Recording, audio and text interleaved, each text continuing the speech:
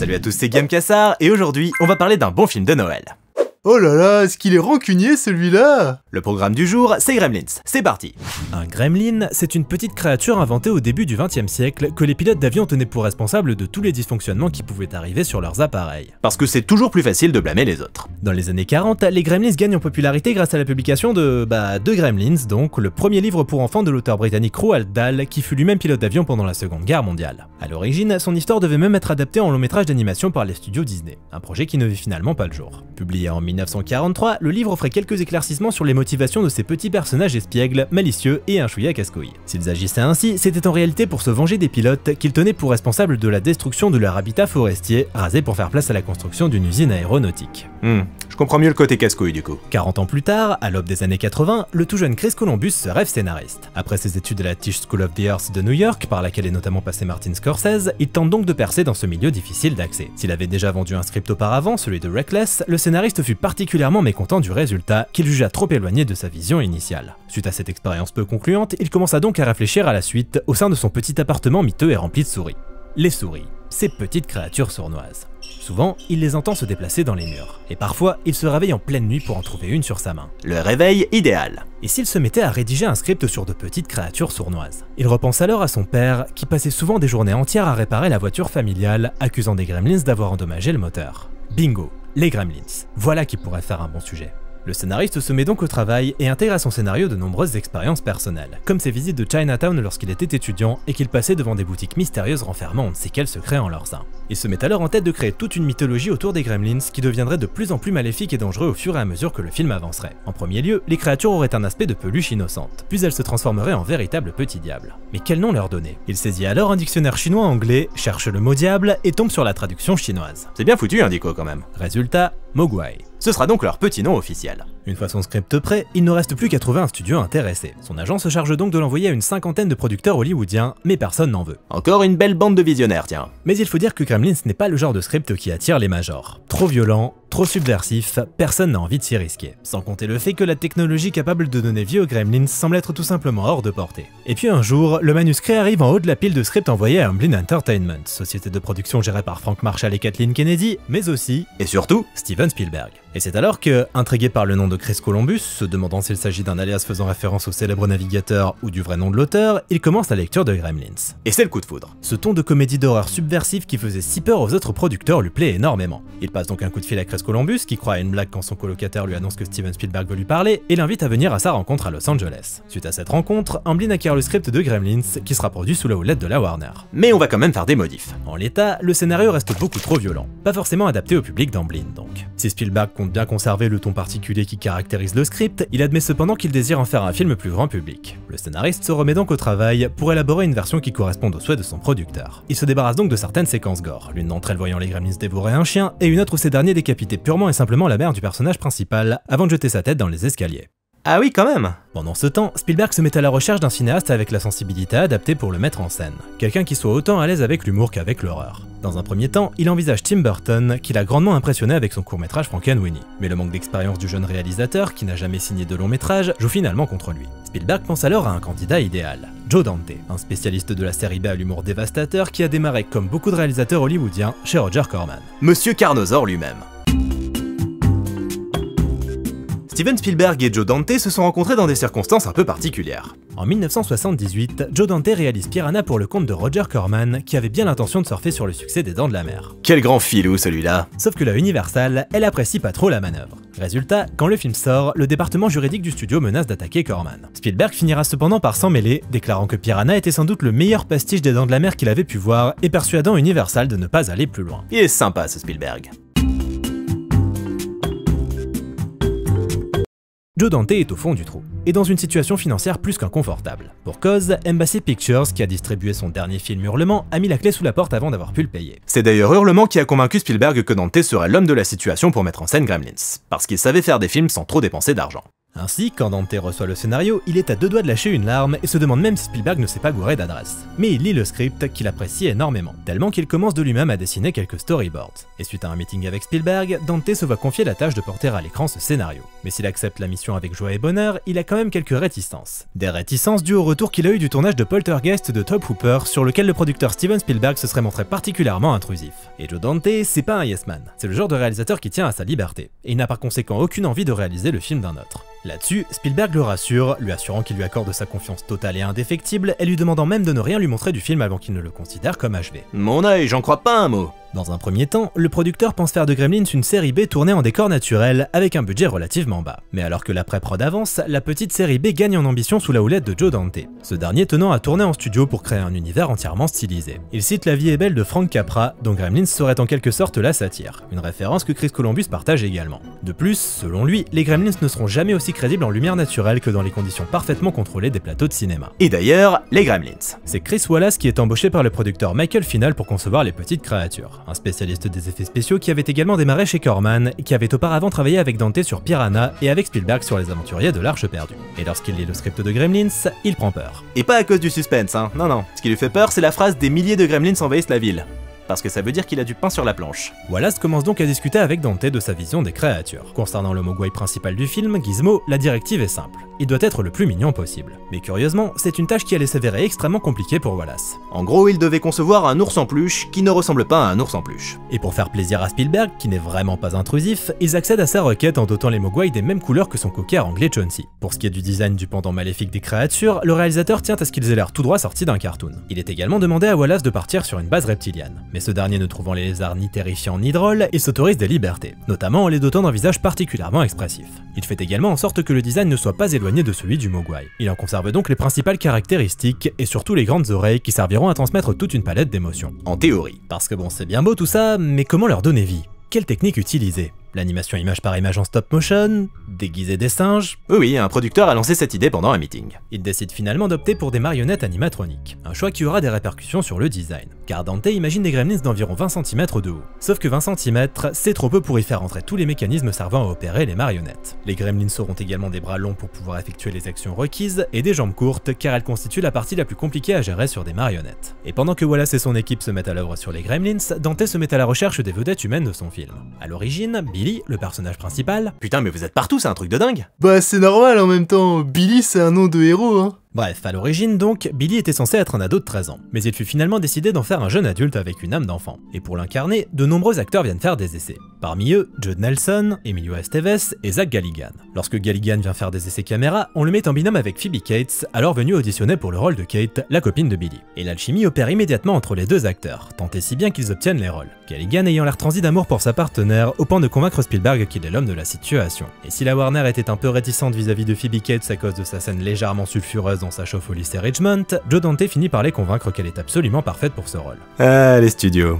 Et pour incarner le père de Billy, c'est le chanteur Roy Thaxton qui est choisi pour le plus grand plaisir de Chris Columbus, mélomane accompli. Et en ce qui concerne les seconds rôles, Dante fait appel à de nombreux acteurs de série B qu'il admirait étant plus jeune. Kenneth Tobey, Harry Carey Jr., William Schallert, Scott Brady, sans oublier son acteur fétiche Dick Miller. Et alors que la distribution se complète petit à petit et que le tournage approche, Spielberg, qui n'est vraiment pas un producteur intrusif, demande à ce que le scénario soit à nouveau modifié. Dans le scénario, le gentil Gizmo finit malheureusement par se transformer en méchant chef des Gremlins. Et pour Spielberg, c'est une erreur. Gizmo est beaucoup trop mignon pour être perverti de la sorte. Le producteur pas intrusif demande donc à ce qu'il demeure ce gentil personnage pelucheux tout au long du métrage et qu'il soit plus investi dans l'action, car selon Spielberg, c'est bien lui le héros du film. Et quand Spielberg demande, on s'exécute. Le problème étant que Gizmo devrait par conséquent accomplir de nouvelles actions pour lesquelles il n'avait pas été conçu, ce qui occasionna ainsi un stress supplémentaire pour Wallace et son équipe, qui avaient déjà une somme de travail énorme à accomplir, mais aussi pour Dante lui-même, qui devrait trouver des solutions au jour le jour. C'est donc un tournage riche en péripéties qui s'annonçait. Comme souvent. Le tournage démarre donc à la mi-avril 83 et se déroule au sein des studios Warner et Universal, et notamment sur le fameux plateau Courthouse Square qui sera plus tard utilisé par Robert Zemeckis et son équipe pour représenter le Hill Valley de Retour vers le futur. Ici, ce sera donc la petite ville de Kingston Falls que Dante imagine tout droit sortie d'un tableau de Norman Rockwell. Et pour simuler les conditions hivernales dans lesquelles le film est censé prendre place, l'équipe utilise des tonnes de sable qui feront office de fausse neige. Concernant les gros plans par contre, où le sable ne peut pas faire illusion, ils font venir de gros blocs de glace qu'ils transforment en neige et répartissent sur le sol. Par contre, pour les acteurs, les journées sont pas dingues. dingue. Parce que ok, dans le film c'est censé être l'hiver, mais en réalité ça tourne entre avril et août. Et l'été en Californie, il fait très chaud. Autant dire que passer leur journée emmitouflée dans d'épaisses parkas ne sera pas des plus agréables pour eux. Mais ce qui fut le plus difficile sur le tournage de Gremlins, ce fut bien évidemment les Gremlins eux-mêmes. Ces derniers eurent d'ailleurs droit à rien de moins que 2 mois et demi de tournage exclusivement dédiés à leur plan. Et parvenir à rendre les créatures réalistes fut un travail de longue haleine. Pour contrôler une marionnette, il ne fallait rien de moins que 12 opérateurs qui se répartissaient chacun une partie différente. Dante déclarera même après coup qu'avec autant de personnes sur le plateau, parvenir ne serait-ce qu'à bouger la caméra relevait du miracle. Les espaces furent ainsi spécialement aménagés sous les plateaux et envahis par l'équipe de Wallace qui animait donc les marionnettes un étage plus bas grâce à des moniteurs qui retransmettaient leurs performances en direct. Chose qui aurait été difficilement faisable en décor naturel. Il a du pif le Dante. Toutes sortes de techniques furent ainsi utilisées pour donner vie aux Gremlins. Des tiges, des signaux radio, des câbles... Sans oublier la fameuse technique du jeté de marionnettes à travers la pièce. En tout, c'est une centaine de marionnettes de Gremlins qui furent conçues par Wallace et son équipe. Et pour parvenir à mettre en boîte le plan complexe où la salle de cinéma est envahie, absolument tous les membres de l'équipe sans exception durent mettre la main à la pâte. Concernant les Mogwai, ce sont pas moins de 20 marionnettes qui furent créées. Parfois, ils utilisent différentes marionnettes de Gizmo dans un seul et même plan. L'une étant conçue pour être portée et l'autre pour être assise. Bien évidemment, dans ces cas-là, le changement a lieu hors champ, le temps de mettre la marionnette portée hors de vue. Tel que prévu, Gizmo sera le personnage le plus complexe à animer, et étant donné sa petite taille, limitant le nombre de servomoteurs pouvant être intégrés à l'intérieur, une version plus grande et complexe est conçue pour certains gros plans nécessitant un jeu d'acteurs plus poussé. Ce qui leur facilita la tâche par contre, ce sont les nombreux visages interchangeables qu'ils avaient conçus pour la petite marionnette, et qui leur permettaient d'obtenir une variété titanesque d'expressions. Et comme redouté suite aux nouvelles directives de Spielberg, Gizmo devait désormais effectuer de nombreuses actions pour lesquelles il n'avait pas été conçu. Un véritable casse-tête pour Wallace et son équipe, qui doivent trouver des subterfuges pour le rendre convaincant malgré tout. Et finissent ainsi par trouver une parade. Gizmo passera l'essentiel de la seconde partie du film dans le sac à dos de Billy. Un cache-misère qui permit sans doute à Wallace de ne pas partir en burn-out. Parce que pour ne rien arranger, Gizmo était fragile et il arrivait fréquemment que sa marionnette se casse soudainement, ce qui nécessitait ensuite 6 à 8 heures de travail pour la réparer. À force, l'équipe finit ainsi par détester le pauvre Gizmo, raison pour laquelle Dante crée une scène où le Mogwai se trouve au milieu d'une cible d'un jeu de fléchettes. Et à la fin de chaque journée de travail, chaque membre de l'équipe voyait le coffre de sa voiture fouillé par la sécurité, histoire de s'assurer qu'aucune marionnette n'avait été volée. Tu finis ta journée, t'as qu'une envie, c'est de rentrer chez toi loin de ces putains de Gremlins, et on vient fouiller ton coffre pour vérifier que t'en as pas ramené un. La blague. Fin août 83, le film est en boîte. Reste maintenant à lui donner forme. Car tout le monde se demande alors à quoi allait bien pouvoir ressembler Gremlins. Quel pas allait prendre l'horreur sur la comédie. Et quels sons allaient produire les Gremlins? C'est le concepteur sonore Mark Mangini qui se consacre à cette facette des personnages. Il écrit donc des répliques basiques et enfantines à base de miam miam ou gizmo caca qui constitueront la base de leur langage. Il s'occupe ensuite de trouver les acteurs qui donneront de la voix et donc de la vie aux créatures. Mais le projet doit rester secret, ce qui signifie que lors des essais, Mangini n'est même pas autorisé à montrer aux acteurs à quoi ressemblent les Gremlins. Il utilise ainsi la photo d'une créature de Star Wars pour leur donner une idée de leur look. Mangini leur donne ensuite une directive capitale. Ce sont des créatures maléfiques, mais votre boulot, c'est de les rendre attachantes. Frank Welker est ainsi engagé pour incarner Stripe, le chef des méchants Gremlins, tandis que Howie Mandel sera Gizmo. Du côté de la musique, c'est le génial Jerry Goldsmith qui s'attelle à composer la bande originale du film, et notamment la chanson de Gizmo, qui sera chantée par une jeune fille de 13 ans. Et puis, après de longs mois de travail, Dante finit par montrer le résultat à la Warner. Et face aux 10 résultats, la Warner ne sait pas franchement quoi penser de tout ça. Le film leur plaît, mais certains éléments ne leur conviennent pas. Par exemple, ils trouvent que les Gremlins sont trop présents. Sérieux? Face à un tel niveau de conneries, Spielberg leur propose de couper tous les Gremlins du film et de l'appeler People. Et je pense qu'à ce moment-là, ils ont bien compris le message. Mais c'est une scène bien spécifique qui suscitera le plus de débats, celle où Kate raconte l'histoire de son père mort dans la cheminée. La Warner est dubitative, se demandant si la scène en question, inspirée d'une légende urbaine, est censée être drôle ou triste. Pour Dante, au contraire, il s'agit là du principal intérêt de la séquence, qui s'avère parfaitement représentative de la dualité au cœur de son film. Cette scène, c'est une manière d'exprimer le ton de Gremlins, en dépeignant une situation qui s'avère à la fois ridicule et dramatique. En outre, le réalisateur trouve que Phoebe Cates a superbement interprété ce monologue, et qu'il apporte une dimension supplémentaire au personnage de Kate, autrement bien lisse. Bref, il n'a aucunement l'intention de couper ce passage comme la Warner lui demande. Et si Spielberg n'est pas spécialement fan de cette scène non plus, il décide de soutenir son réalisateur, lui permettant d'obtenir gain de cause. Ah, ça c'est mon Spielberg! A l'origine, Gremlins devait débarquer dans les salles de cinéma pour Noël 84, chose assez logique étant donné que le film se déroule pendant la période de Noël. Sauf que la Warner décide de modifier ses plans quand elle se rend compte qu'elle n'a pas de film estival sur son calendrier de sortie. La date de sortie du film est donc avancée au 8 juin 1984, date à laquelle des parents décident d'emmener leurs enfants voir la toute dernière production Spielberg avec un petit animal mignon qui sera sans doute un beau film familial dans la veine d'E.T. Ah non.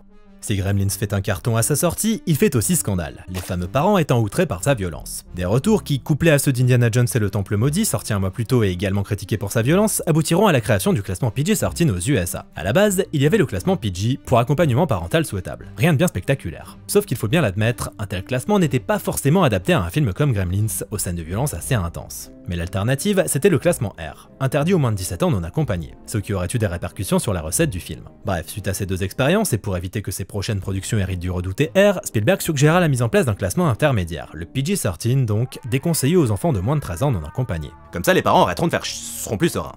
Toujours est-il que malgré ses aléas, Gremlins en compétition avec SOS Phantom fit un joli carton jusqu'à devenir un véritable phénomène culturel. Pour son budget de 11 millions de dollars, Gremlins en rapporta près de 213 à travers le monde. Par contre, les gens n'ont pas franchement compris pourquoi ce film n'était pas sorti à Noël. Gremlins se déroule donc dans la petite ville de Kingston Falls, alors que Randall Peltzer, inventeur excentrique, fait cadeau à son fils Billy d'un mogwai obtenu dans une mystérieuse boutique de Chinatown. Mais un mogwai implique de grandes responsabilités, à savoir ne jamais l'exposer en pleine lumière, ne jamais le mouiller et ne jamais au grand jamais lui donner à manger après minuit. Et comme Billy il est un petit peu teubé, comme pas mal de Billy, bah les règles sont toutes transgressées les unes à la suite des autres. Et en même pas 3 jours hein. Résultat, Gizmo le gentil mogwai donne naissance à des congénères pas très amicaux qui se métamorphosent en Gremlins et continuent de se multiplier, causant le chaos dans Kingston Falls à la veille de Noël. Gremlins. Qu'est-ce qui n'a pas été dit sur ce film? Grand classique des années 80, clairement l'une des meilleures productions en blind de cette période, Gremlins, c'est un petit peu le film d'horreur parfait à regarder pour Noël. Un petit peu comme Die Hard qui est le film d'action parfait à regarder pour Noël. Ceci n'est pas une annonce. Qu'est-ce qu'on aime dans Gremlins? Qu'est-ce qui fait qu'on en parle encore près de 40 ans plus tard? Gremlins, c'est avant tout la rencontre de 3 grands créatifs. Chris Columbus, qui allait enchaîner avec les scénarios des Goonies et du Secret de la Pyramide avant de mettre en scène Maman j'ai raté l'avion ou de lancer la saga Harry Potter. Il y a des hauts et des bas dans sa filmo, mais il a quand même signé pas mal de classiques. Steven Spielberg, qu'on ne présente plus, je veux dire... c'est Spielberg quoi, et Joe Dante, réalisateur à l'humour tranchant et au style bien affirmé, et qui signe là son film le plus marquant. Gremlins, c'est un petit peu un cas d'école en fait. C'est un film qui montre comment une simple idée peut passer par divers stades de transformation pour donner naissance à un résultat bien différent. Un petit peu comme le mogwai qui donne naissance à un gremlin.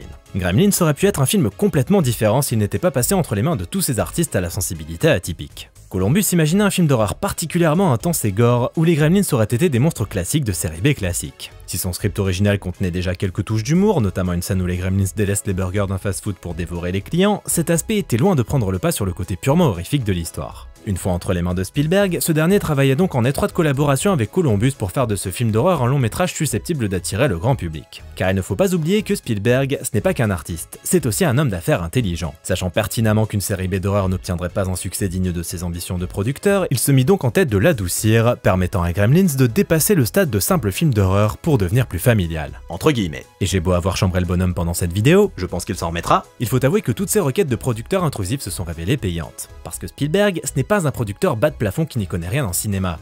C'est Spielberg le mec. Et quand Spielberg pense avoir une bonne idée, bah on se tait et on écoute. Mine de rien, c'est en grande partie à lui qu'on doit le personnage de Gizmo. Gizmo, la petite star du film qu'il aurait été franchement dommage de voir se transformer arrivé à la moitié de la projection. Encore aujourd'hui, Gizmo reste une petite merveille de technologie et de créativité. Une marionnette toujours parfaitement convaincante qui donne vie à un personnage emblématique. Et parfait pour vendre de la pluche. Et de la figurine. Donc oui, Gizmo, c'est clairement l'apport de Spielberg. C'est cette touche de magie typique des longs métrages du bonhomme, où Gizmo devient cette petite créature fantastique et amicale dans la veine d'E.T. Conscient de ce cousinage, le film l'embrasse pleinement, faisant illusion lors de sa première partie qui le ferait passer pour un petit film de Noël touchant, avec ce qu'il faut d'humour pour ne pas tomber dans l'overdose de bons sentiments. Jusqu'à ce que ça dégénère. Jusqu'à ce que le réalisateur reprenne pleinement les rênes du film en fait. Parce que l'homme qui a fait de Gremlins ce qu'il est, c'est bien son réalisateur Joe Dante. D'abord simple film de monstre gore, le film a évolué en une production en blind destinée à attirer les foules, mais sous la houlette de Joe Dante, Gremlins est devenu bien plus que ça. Si Gizmo reflète la sensibilité de Spielberg, celle de Dante se retrouve dans les Gremlins.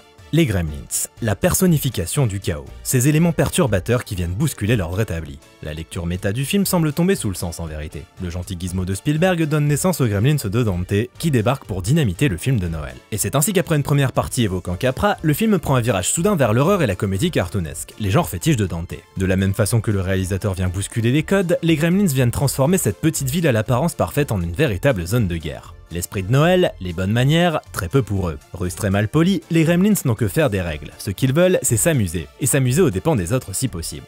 Ce n'est donc pas simplement Kingston Falls que les Gremlins saccagent, mais le film lui-même en quelque sorte. Et qu'est-ce que c'est jouissif! Dante se fait un malin plaisir à nous offrir des séquences absolument mémorables. La mère de Billy qui se bat contre les Gremlins dans la cuisine, les Gremlins qui s'attaquent à Madame Deagle, rendant indirectement un énorme service à la ville par la même occasion, les Gremlins qui squattent le bar. Dante met toute son inventivité au service du film qui déborde d'idées et trouvailles visuelles. Un vrai bonheur. Lors de la scène où le père de famille se trouve à la convention des inventeurs, il vaut mieux pas cligner des yeux. Ce sera en effet dommage de louper le caméo de Steven Spielberg, venu faire un coucou à l'équipe avec une jambe dans le plâtre et que vous pouvez apercevoir en train de regarder Poltergeist. Ou bien le caméo du compositeur Jerry Goldsmith juste là, sans oublier un petit clin d'œil à Joe Dante lui-même, avec la doublure de Zach Galligan vêtu des habits que le réalisateur avait l'habitude de porter sur le tournage. Un seul plan, mais tant de choses à y voir. Cerise sur le gâteau, une machine à voyager dans le temps en arrière-plan qui finit par disparaître. À l'origine, Joe Dante voulait même que le pilote de la machine soit incarné par Forrest J. Ackerman, éditeur de revues de science-fiction dont l'une s'appelait The Time Traveler. Le voyageur temporel. On apprend de ces trucs ici, c'est dingue.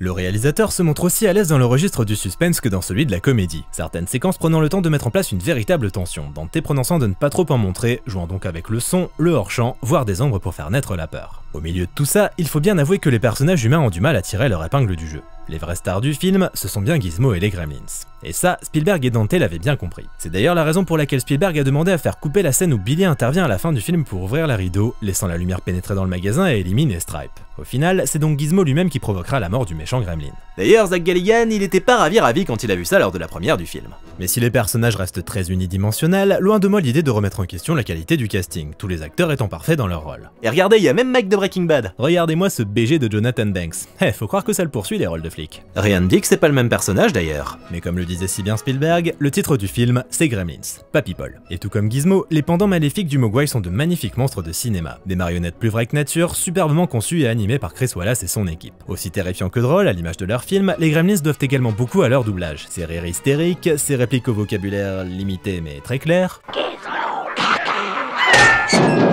Tout ça cumulé à leur attitude générale et à la géniale idée de les faire se déguiser, et on tient là des créatures absolument uniques en leur genre. Sans oublier le thème composé par Jerry Goldsmith, parfaitement évocateur du joyeux chaos représenté par les créatures. Vous l'aurez compris, ça fuse le talent de tous les côtés, faisant de Gremlins un incontournable du genre. Et si la patte du réalisateur se ressent indéniablement, Gremlins reste pourtant bien la somme de ces trois talents distincts, Columbus, Spielberg et Dante. L'idée de base de Columbus, son envie d'apporter de la nouveauté dans le genre très balisé du film de monstre, le tout mêlé à son amour pour Noël et La vie est belle de Capra, l'apport de Spielberg qui fit de son mieux pour que Gremlins attire les foules, créant le personnage de Gizmo, le tout additionné à la créativité folle et transgressive de Joe Dante. Dante qui, tel ses Gremlins, n'avait aucunement envie de suivre les règles établies, provoquant le courroux d'une partie du public et qui enfoncera le clou quelques années plus tard avec Gremlins 2, suite méta par excellence. Dont on parlera peut-être bientôt si vous êtes sympa, que vous mettez des likes et que vous partagez cette vidéo. Quant à moi, je vous remercie de l'avoir regardé, j'espère qu'elle vous a plu et je vous souhaite de passer de bonnes fêtes plein des Gremlins. Salut!